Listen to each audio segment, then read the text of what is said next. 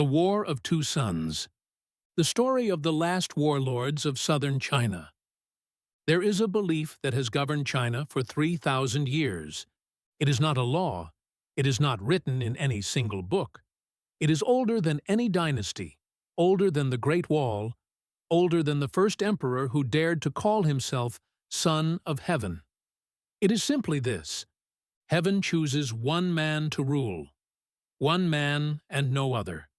And when that man rules well, the rains come, the harvests fill the granaries, the rivers stay within their banks, and the people live.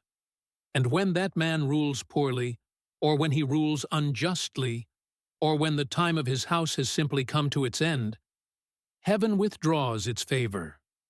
The rains fail, the floods come, the people starve, and someone else rises with a sword and takes what heaven has decided to give away. This is called the mandate of heaven. It is a beautiful idea. It is also, in the hands of ambitious men, the most dangerous idea in the history of the world, because it means that every man who wants power has a ready-made justification. Every man who raises an army has already written his own story. He is not a rebel. He is not a thug with soldiers. He is the instrument of heaven's will. He is the correction the universe has been waiting for. In the year 1017, in the broken and burning south of China, two men believed this about themselves simultaneously. Their names were Longshan and Beiyang. They were both warlords. They were both brilliant. They were both, in different ways, right about certain things. And they were both, in the most important way possible, catastrophically wrong. They were wrong because heaven, as it turns out, is not interested in their argument. Heaven does not send a letter explaining its decision. Heaven does not arbitrate between competing claims. Heaven simply watches, with the patience of something that has existed since before men had words for existence. While the men below burn each other's fields and poison each other's rivers, and convince themselves that destruction is the same as destiny. This is the story of what happened when two men each believed they were the sun, and what happens when two suns try to occupy the same sky. To understand the War of Two Suns, you have to understand what southern China looked like in the early 11th century. The Song Dynasty ruled from the north, from its great capital of Kaifeng, a city of 1 million people, a city of canals and markets and printing presses and paper money and all the extraordinary machinery of a civilization that was, by almost any measure, the most advanced on earth at that moment in history. The Song emperors were sophisticated men. They were patrons of art and poetry and philosophy. They built things. They administered things. They were, in the way of many sophisticated rulers, somewhat better at the business of peacetime than the business of war. And the South was not entirely at peace. The south of China in this era was a different world from the imperial north.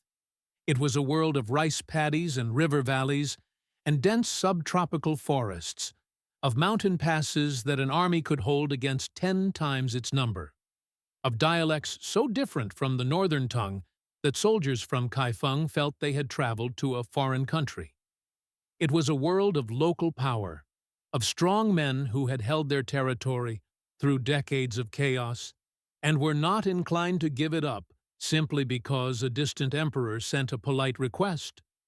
It was into this world that Longshan had been born, 43 years before our story begins.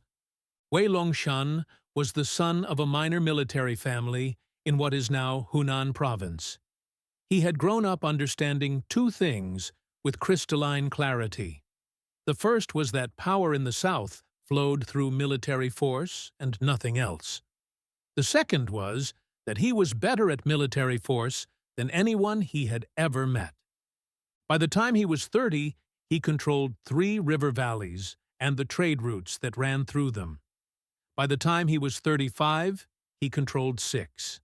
He was not cruel in the way that some warlords are cruel, the way that makes men hate you so deeply that they will sabotage their own well-being just to see you fail. He was fair in his fashion. He paid his soldiers. He kept order in the markets. He built granaries and kept them filled. He also executed anyone who moved against him with an efficiency that left no room for doubt about what happened to people who moved against him. The people in his territories did not love him, but they respected him. And in the south of China, in the year 1017, respect was worth considerably more than love. Beiyang was a different kind of man. He had come from the east, from the coastal regions where trade with overseas merchants had made certain families spectacularly wealthy and given them ideas about the world that the inland warlords did not have. Beiyang had traveled. He had seen other systems of power, other ways of organizing armies and economies, and he had returned to southern China with the particular confidence of a man who has looked at the world and decided he understands it better than the people around him. He was probably right about that. He was also possessed of a quality that made him extraordinary and dangerous in equal measure. He could inspire people, not in the way that Longshan inspired respect, through competence and the credible threat of violence. Beiyang could make people believe. He could stand before soldiers who had eaten nothing in 3 days and make them feel that their hunger was a sacred thing, a proof that heaven had chosen them for a purpose that ordinary, well-fed men could never know. He controlled the eastern river valleys and the coastal trade, and the combination of commerce and charisma had made him wealthy enough to field an army that rivaled anything Longshan had assembled. And in the early months of the year 1017, both men made an announcement. Longshan declared himself the rightful ruler of the south, the inheritor of a lineage he traced back, through several genealogical leaps of faith, to the Han Dynasty. He announced that the Song Emperor in Kaifeng was a weakling who had lost the mandate of heaven, and that he, Longshan, had been chosen by heaven to restore proper order. 3 weeks later, Beiyang made the identical announcement. He also claimed descent from the Han Dynasty through a completely different genealogical pathway. He also declared the Song Emperor unworthy. He also announced that heaven had chosen him. For a moment, the entire South seemed to hold its breath. Then, the killing started. The first campaign of the War of Two Suns lasted 4 months and ended without a decisive result, which is to say it ended as most wars begin, with both sides having learned something expensive about the other. Longshan moved first, as he usually did. He was a man of momentum, a general who believed that speed and initiative were worth more than any strategic refinement. He sent 60,000 soldiers east, toward the Gan River Valley, which represented the westernmost edge of Beiyang's territory and the natural gateway between their two spheres of power. Beiyang did not meet him at the river. This confused Longshan. He had expected to fight at the river crossings, which was where any sensible defender would have chosen to fight. The river was wide, the banks steep, and an army trying to cross under fire is an army at its most vulnerable. But the crossings were undefended. His scouts found no enemy forces anywhere near the river. He crossed. He secured the western bank. He pushed east. He walked into a countryside that had been emptied of everything useful. The granaries were empty. Not burned, just empty. Every grain of rice and millet and sorghum removed with methodical thoroughness. The wells were not poisoned, but the ropes and pulleys had been taken, the wooden frames dismantled, the equipment needed to draw water from depth simply gone. The villages were not destroyed, but every ox and water buffalo had been driven away, every cart taken, every boat on the rivers sunk or removed. Beiyang had spent 3 months preparing this welcome. Longshan's army could move. It could fight. It could not eat.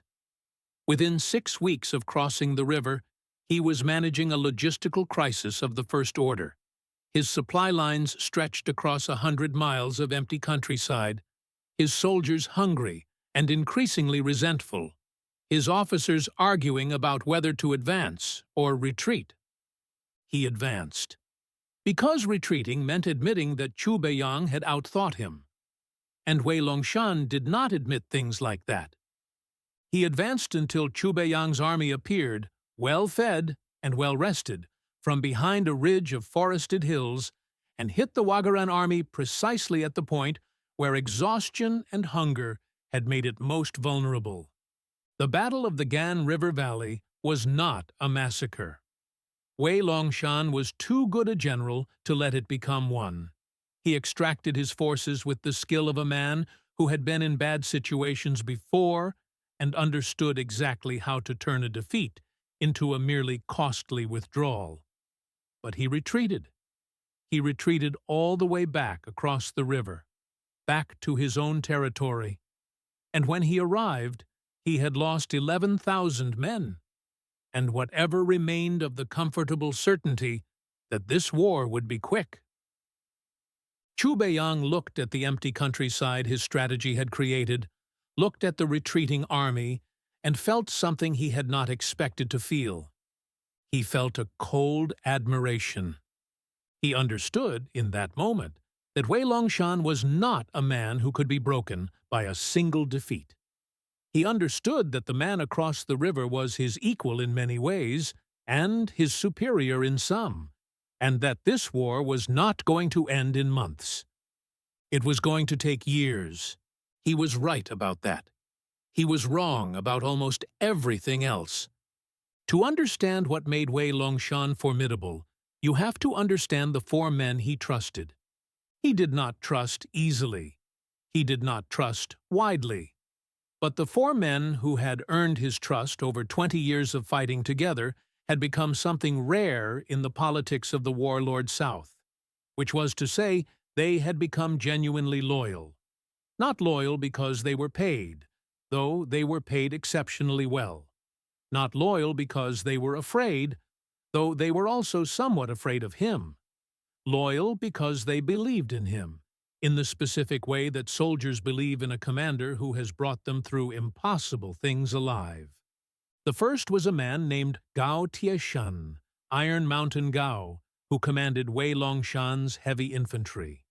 He was a huge man, broad as a door, with a voice that could be heard across a battlefield in a crosswind. He had been with Longshan since they were both young men in the same minor military unit.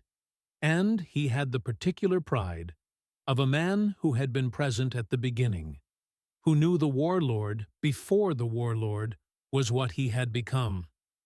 Iron Mountain Gao could hold a defensive position against 3 times his number, and he had done it many times, and the specific quality of his stubbornness had saved Longshan's life on at least 4 occasions.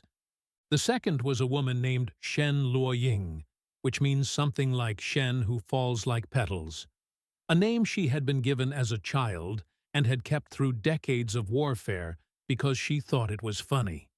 She commanded Longshan's cavalry, several thousand of the best horsemen in the south, and she ran them with a precision and a speed that made opposing cavalry officers feel as though they were trying to catch smoke. She had grown up on the border between Longshan's territory and the western mountains, where the horse culture of the steppes met the agricultural world of the river valleys, and she understood horses the way most people understand their own children. The third was a man named Du Qingfeng, whose name meant clear wind, though nothing about him was particularly clear or light. He was Longshan's intelligence chief, a small, quiet man who seemed to be in many places simultaneously, who seemed to know things before they happened, who had built a network of spies and informants across the south that was the envy of every warlord who knew it existed and the mystery of everyone who did not.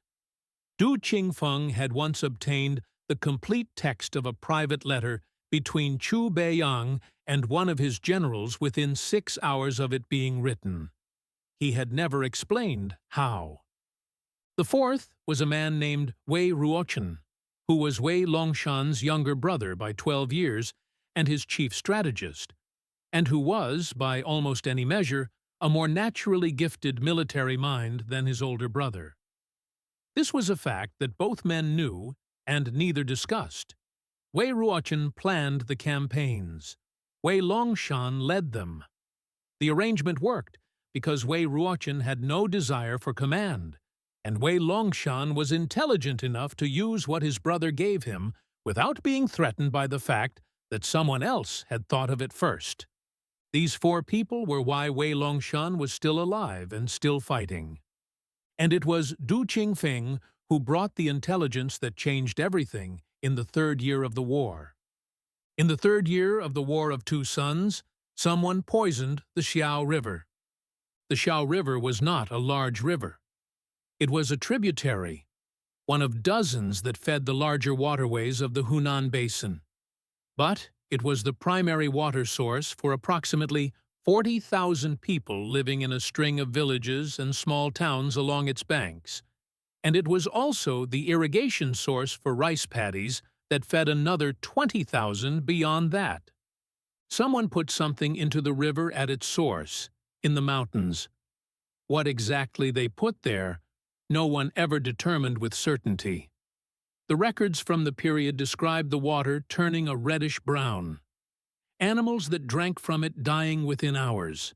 People who drank from it falling ill with violent symptoms that killed most of them within days. 60,000 people. 2/3 of them dead within a month. It is difficult, at this remove, to fully comprehend what that meant on the ground. Imagine every third person you know gone within 30 days. Imagine the villages falling silent. Imagine the rice paddies standing unworked as the planting season passes and no one is there to plant. Imagine the specific horror of a river, which is supposed to be life, becoming death in a color you can see. Both Wei Longshan and Chu Beiyang immediately blamed the other. Both of them were probably telling the truth, which is to say, neither of them had ordered it. The Xiao River poisoning was almost certainly the work of a lower commander acting on his own initiative, someone who had decided that winning mattered more than the methods used to win, someone who had absorbed the logic of total war so completely that he could no longer see the line between defeating an enemy army and murdering the people that army was supposed to be protecting. It does not matter, in the end, which side he was on. What matters is what the poisoning did to the war. It did two things. The first was that it ended any remaining possibility of a negotiated settlement. Before the Xiao River, there had been back-channel conversations, quiet messages between the two courts, careful feelers put out by merchants and monks and traveling physicians who moved between the territories and had reasons to talk to both sides. Wei Longshan's brother Ruochen had been the primary architect of these conversations. He believed, with the careful rationalism of the planner rather than the fighter, that the war could be ended before it destroyed everything it was supposed to be about. After the Xiao River, those conversations stopped. The people on both sides who had been willing to talk quietly became unable to talk at all. The emotional temperature had simply risen too high. 60,000 dead was not a number that anyone could talk around. The second thing the poisoning did was to introduce a new logic into the war. The logic that civilians were legitimate targets. The logic that the enemy's people were part of the enemy.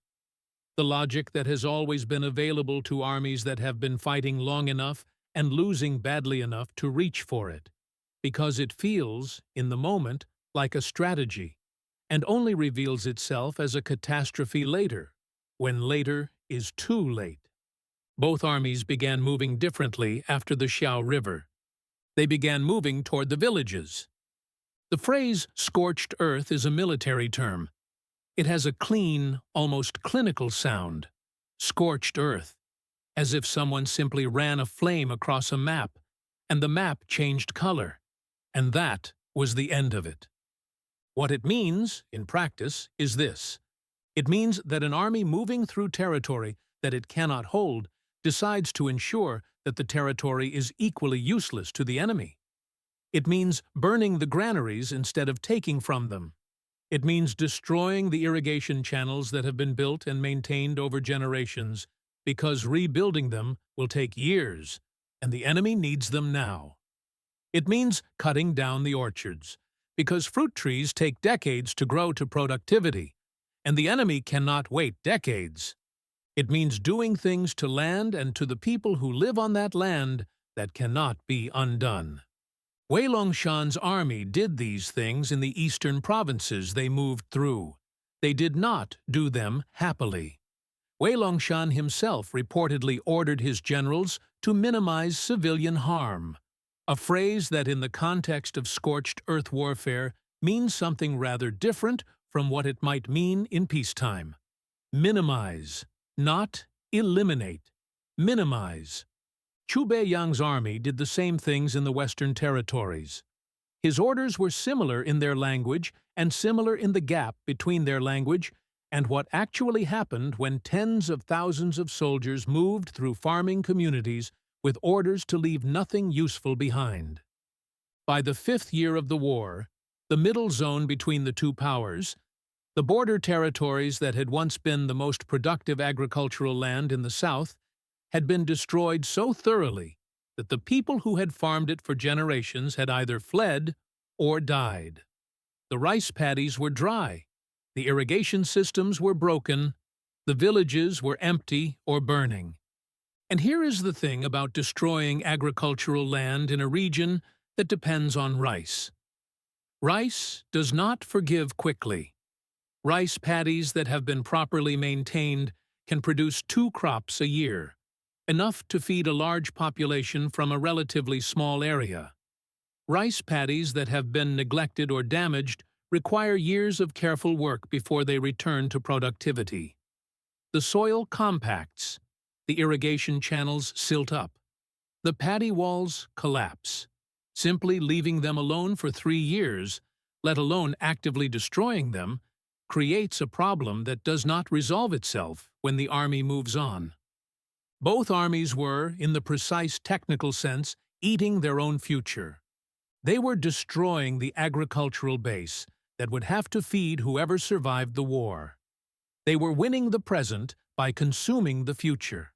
And neither side's command, brilliant as both Longshan and Beiyang were in military terms, seemed to fully grasp what this meant for the endgame. Or perhaps they grasped it and simply had no alternative. When you are fighting a war of survival, the endgame is a luxury you cannot always afford to think about. The question is not who will eat next year. The question is who will be alive next month. In the 6th year of the war, famine began to spread through the devastated Middle Territories.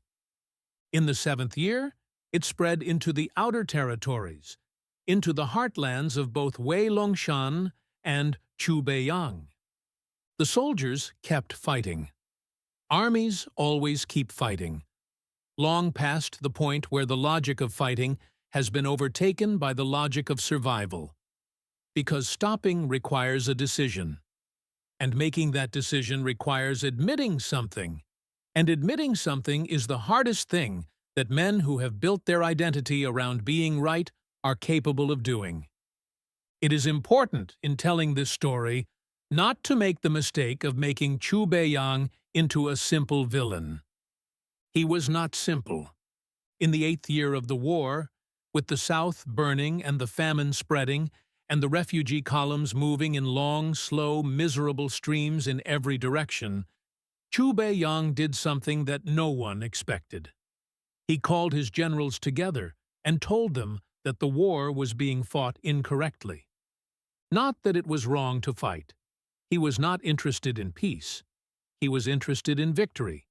And he had concluded, through the cold arithmetic of a man who had spent 8 years watching a conflict, that should have been over in 3, that the methods being used were producing the opposite of the intended result.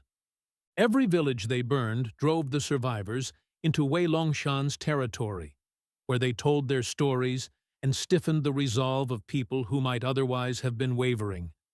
Every scorched granary created hunger that made people willing to fight or willing to work for anyone who promised to feed them.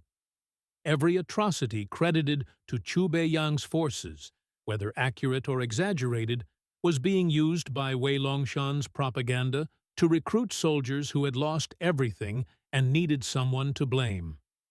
Beiyang told his generals that they were creating their own enemy. He was right about this. And so he changed tactics. He ordered the scorched earth policy stopped in the territories his army held. He brought in rice from the coastal trade routes at enormous expense and distributed it in the occupied villages. Not generously, but visibly. Not enough to make people comfortable, but enough to demonstrate that his army was different from the stories about it. He established field courts that tried soldiers accused of civilian abuse, and he executed several of them publicly, and he made sure the news of these executions reached the villages. He was not doing this because he had become a kind man. He was doing this because he had calculated that popular support in occupied territory was worth more than tactical destruction of that territory. The results were interesting. In some areas, the population did shift. There were villages that had been passively or actively hostile to Beiyang's forces that became neutrally cooperative, and some that became actively supportive. His intelligence network improved because people who feel less terrorized are more willing to talk, and people who are willing to talk tell you things about the army on the other side of the hill that you cannot get any other way. Longshan watched these changes and saw through them immediately. He called Beiyang's new approach exactly what it was, a calculation, not a conversion.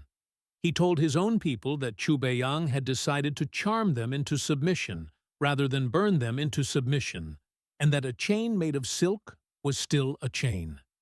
He was not wrong about this, but he could not offer the same visible contrast.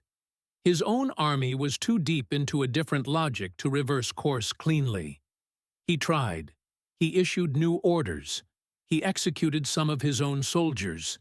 But the machinery of war, once it has learned to move in a certain direction, does not reverse easily.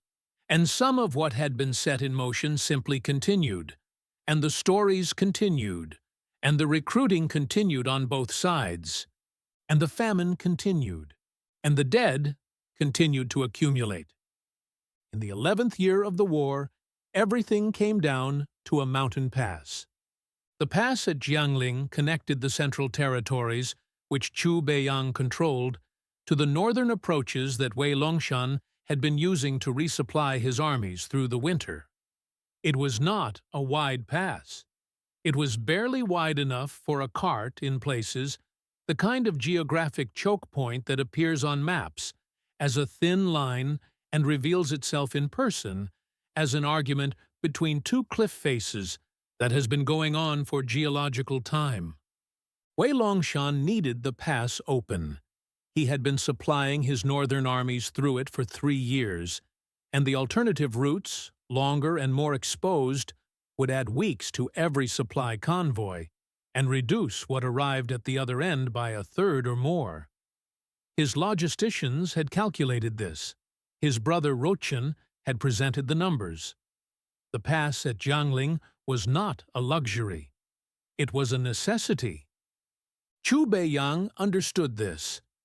Du Qingfeng, Longshan's intelligence chief, was very good, but Beiyang had his own intelligence network and his own analysts, and they had done the same calculation and arrived at the same conclusion.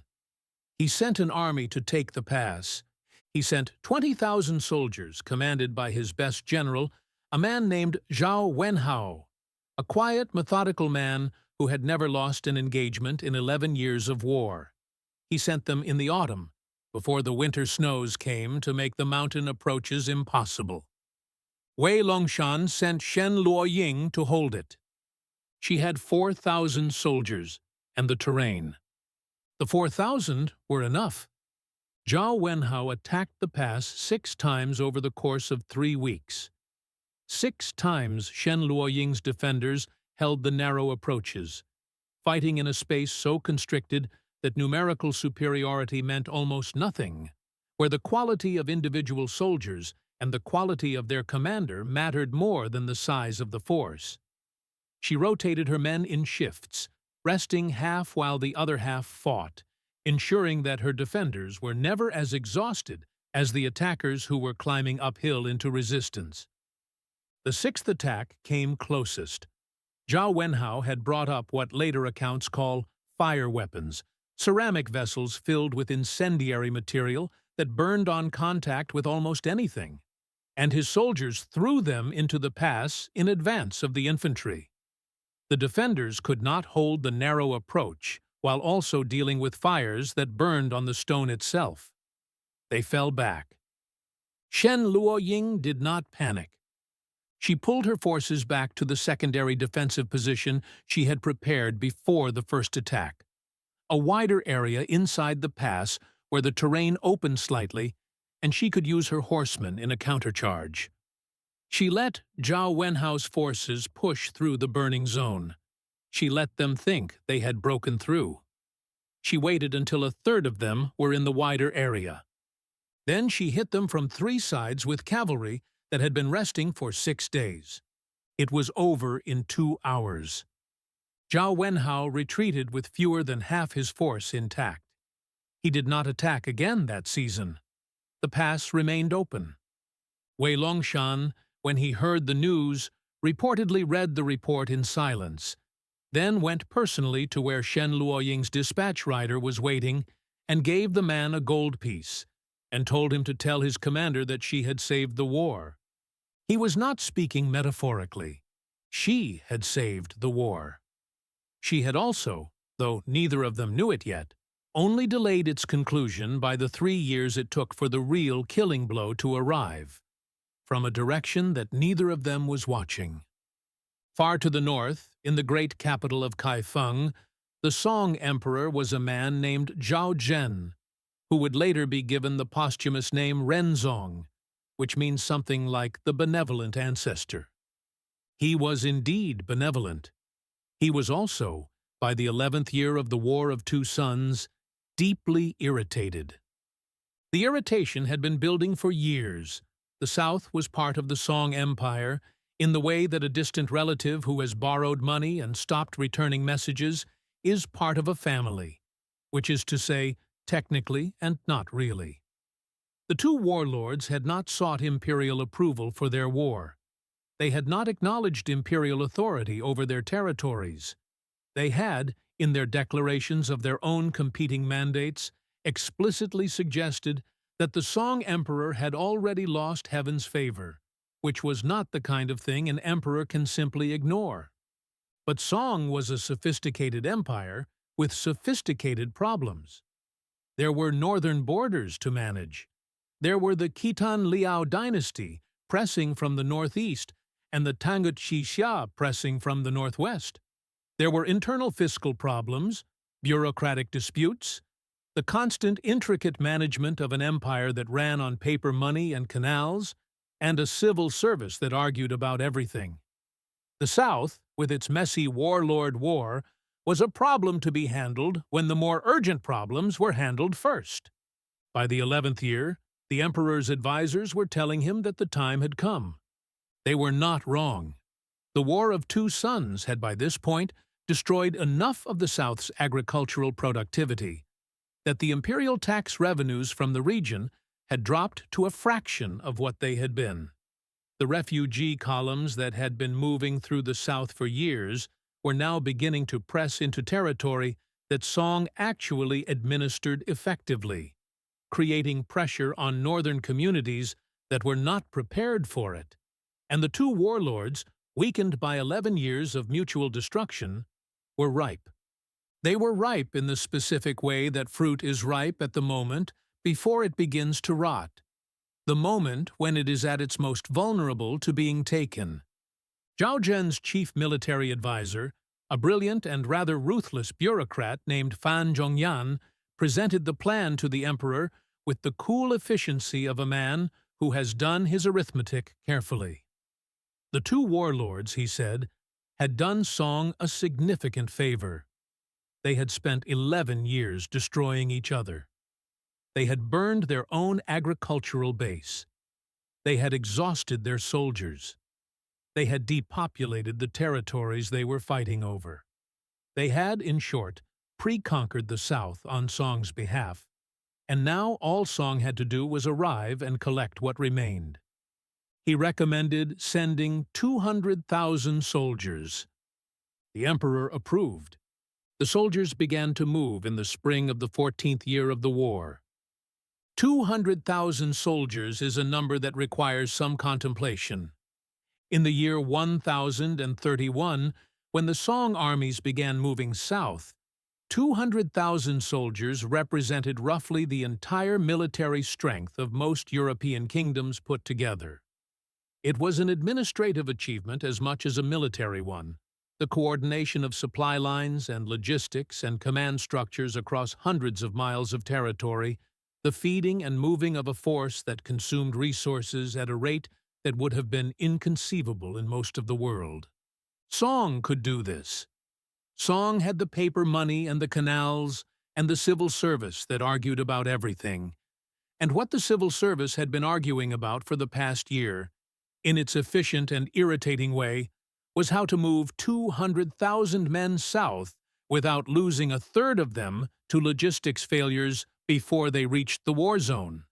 They had solved the problem well enough. The armies came in 3 columns. The western column moved through the mountain passes that led into Wei Longshan's territory from the north. The central column moved down the great central river valleys, the natural highways of the interior. The eastern column moved along the coast, supplied by Song's navy, which was the best in the world and knew it. Wei Longshan's intelligence chief, Du Qingfeng, saw them coming 3 weeks before they arrived.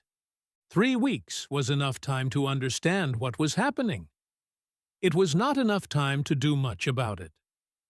Wei Longshan called his brother Ruochen and laid out the situation with the blunt precision of a man who does not have time for anything other than clarity.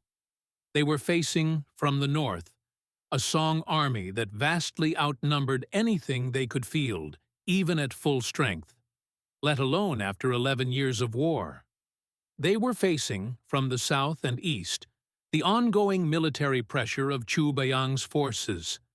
They were facing, internally, a population exhausted by a decade of fighting and famine, and the particular spiritual weariness that comes from having been promised that the sacrifice was necessary, and then watching the sacrifice continue past any reasonable definition of necessity.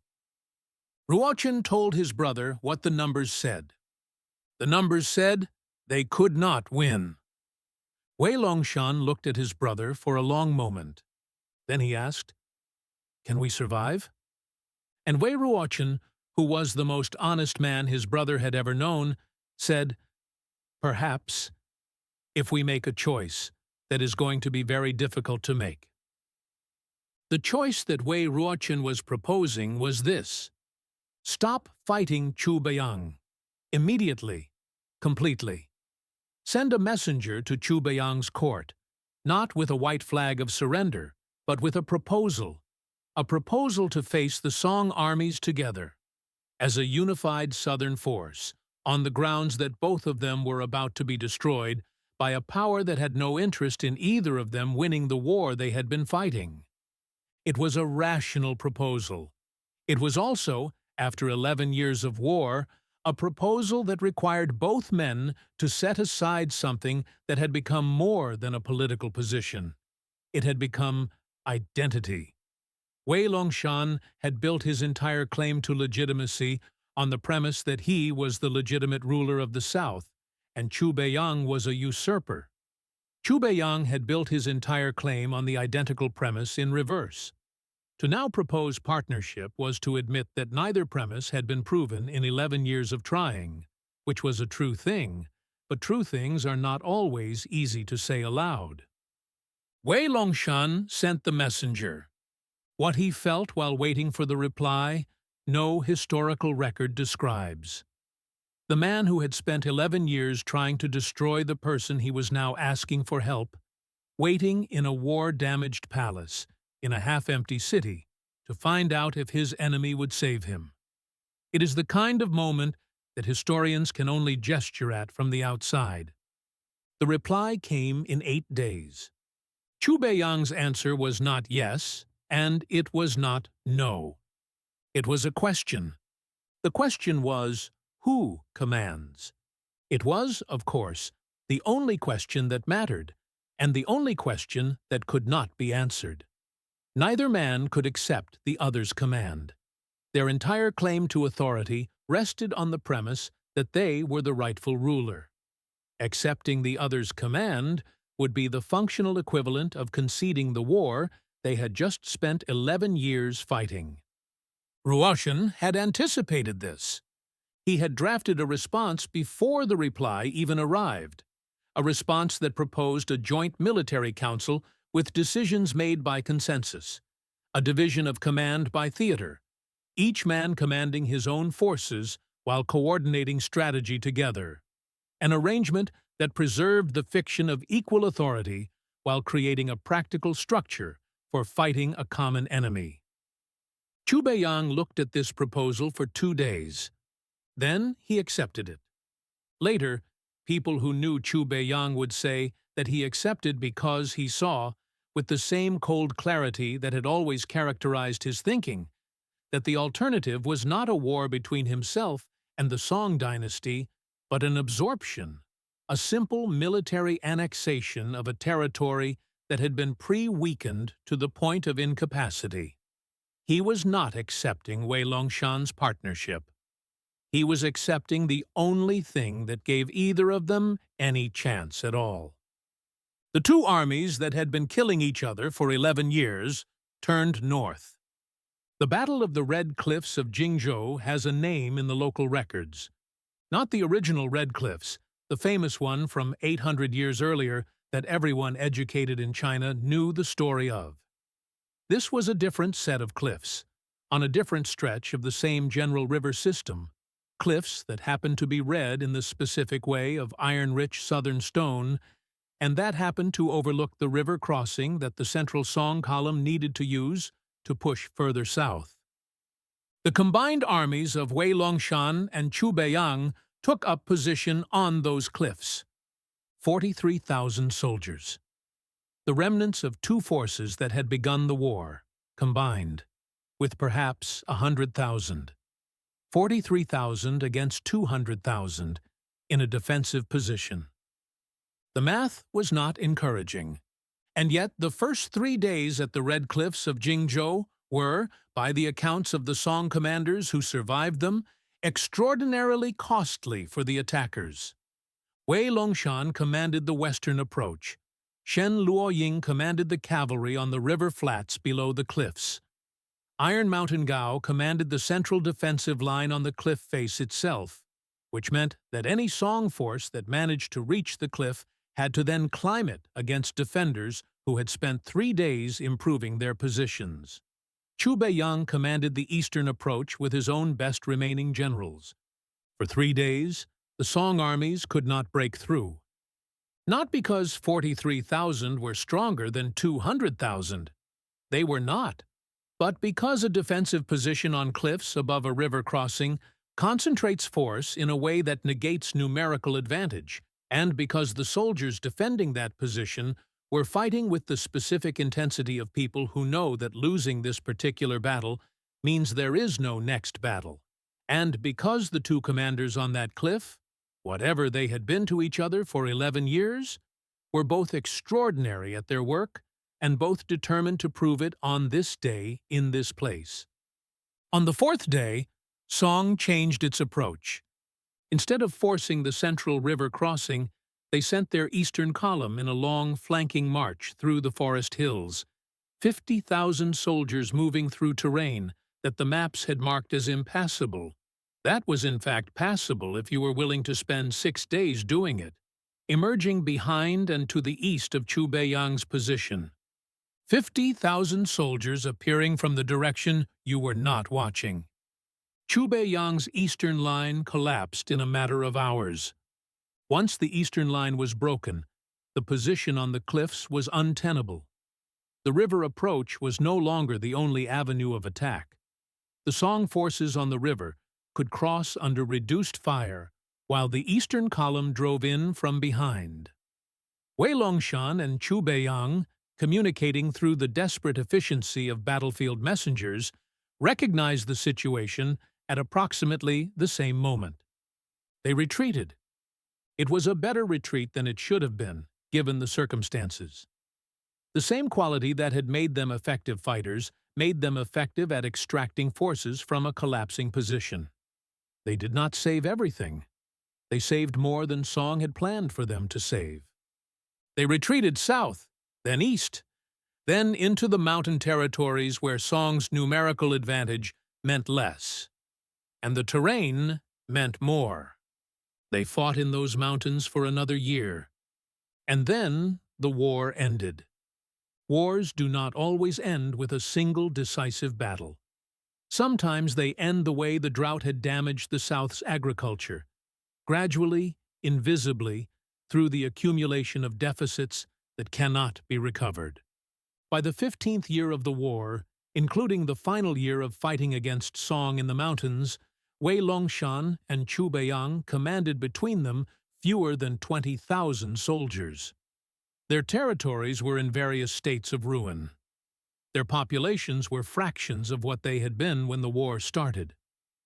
The famine that had begun in the border territories in the 6th year had now spread through most of the south. Song did not need to destroy them.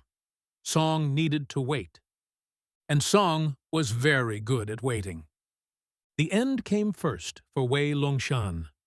In the autumn of the 15th year, Iron Mountain Gao was killed in a skirmish in the mountain passes, killed not in a great battle, but in a small ugly ambush by a Song scouting force that had better information about his route than his own scouts had provided. He died the way most soldiers die in most wars, not heroically, not in a moment of narrative significance, but in a moment of bad luck that could have happened to anyone, and happened to him. Longshan received the news and said nothing for a long time. Then he told his brother Rochen to draft the surrender terms. Rochen drafted them carefully. Longshan signed them. He negotiated personal safety for his family and his remaining soldiers. He did not negotiate personal freedom. He understood that Song could not allow him to remain free because a free Longshan was a rallying point, a symbol, a reason for continued resistance. He went north as a prisoner, comfortably housed, well-treated, carefully watched, and he lived in that comfortable captivity for 9 more years before he died of something ordinary, a fever in the winter. He spent those 9 years writing. What he wrote was not a military memoir. It was a collection of agricultural management texts, practical guides to the restoration of damaged rice paddies, to the reconstruction of irrigation systems, to the management of granary storage. He had watched the South's farmland destroyed by 2 armies, including his own, and he spent the last years of his life trying to write down everything he understood about how to fix it. The texts survived. The empire that absorbed his territory used them. Beiyang lasted 3 months longer. He did not surrender. He retreated further into the mountains, into a territory so remote that Song decided the cost of pursuing him was not worth the benefit of capturing him. He simply became irrelevant, which is perhaps a harder fate for a man of his nature than capture would have been. The last records of him show a man in his 60s in a mountain village, still giving speeches to the remaining soldiers who had not slipped away, still claiming the mandate of heaven. still insisting that the sun had not set. The village is not named in any later document. What happened to him there is not recorded. Perhaps he died there.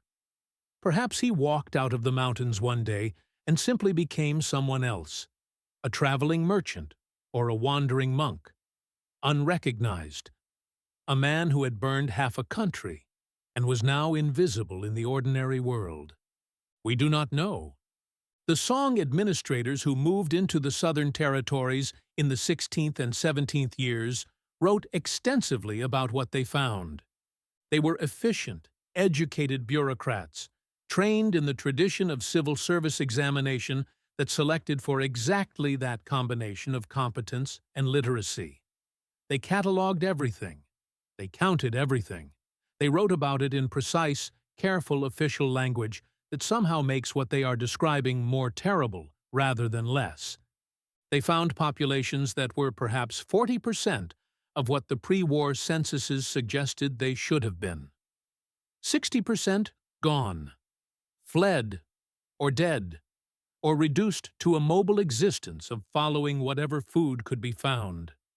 The villages that remained were thin communities, aged and young, with the working-age population either in soldiers' graves or in the refugee columns still moving through the hills. They found agricultural land in states ranging from damaged to destroyed.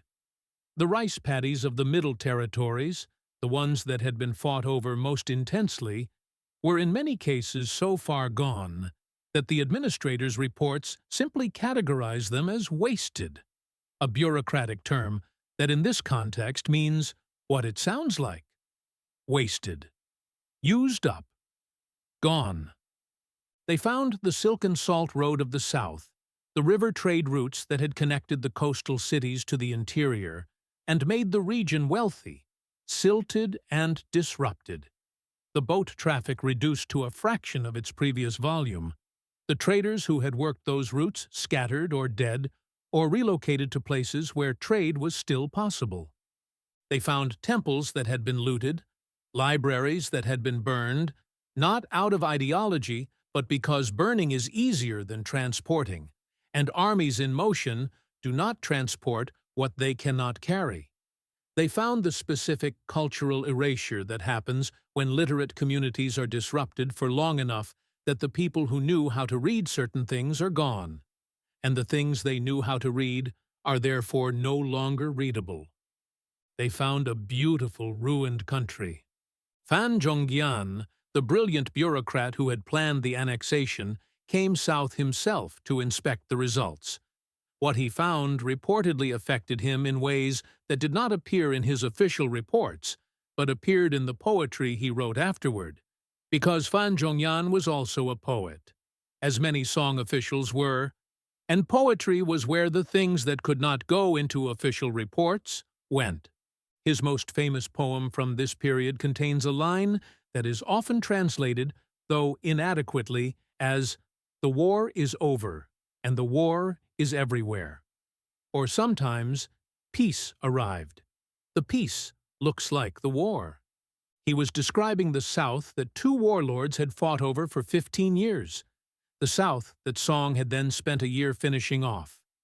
He was describing a place that had been so thoroughly transformed by violence that victory and defeat had become indistinguishable in the landscape.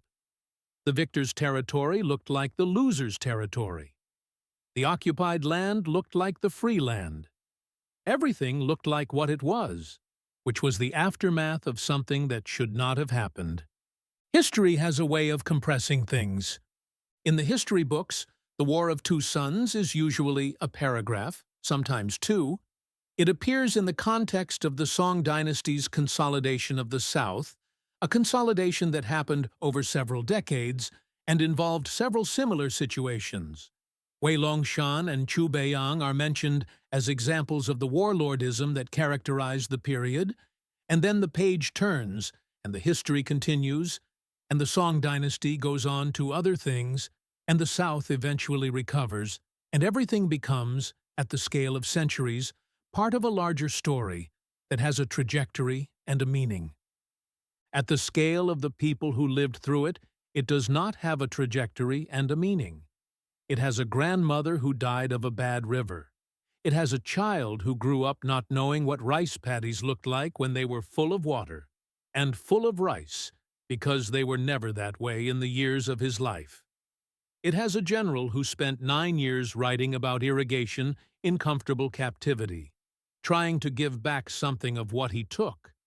It has a charismatic man in a mountain village, still making speeches to whoever would listen, still insisting that heaven had chosen him. It has the particular tragedy of two men who were both, in their different ways, capable of building something, who had both, before the war, built something, who chose instead to spend 15 years destroying each other, and in doing so destroyed the very thing they were claiming to fight for. Longshan wanted to rule the South. At the end of 15 years, there was very little South left to rule. Beiyang wanted to bring a new order to the South. At the end of 15 years, the only new order that arrived was Song's, which was the order of an empire that had nothing to do with anything he had promised. Both of them were wrong about the mandate of heaven, in the specific way that everyone who claims it is always wrong about it, which is that heaven, if it has a mandate, does not give it to anyone on the basis of their own certainty that they deserve it. Heaven gives it, or seems to give it, to whoever is still standing when the argument is over, and the people who are still standing are not always the people who were most right, or most just, or most worthy.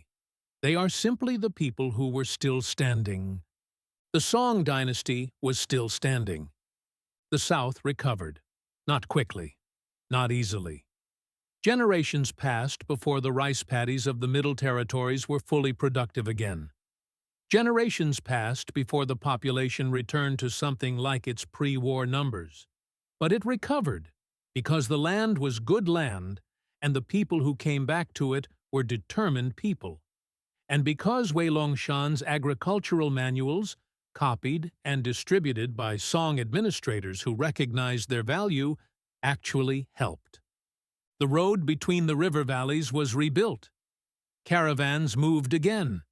Children were born who did not know the names Longshan or Beiyang, who knew the South only as the place they lived, which was a place with mountains and rivers and rice paddies, and the particular quality of light in the late afternoon that makes everything look briefly golden. They did not know that the light had ever looked any different.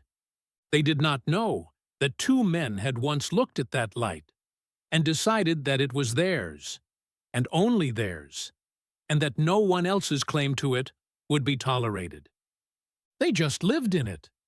And the road kept going, as roads do, connecting the places that had once tried to disconnect from each other, running through the territories of two kingdoms that no longer had names, in the direction of a capital that had absorbed them both and forgotten, in the way that capitals forget, what it had cost.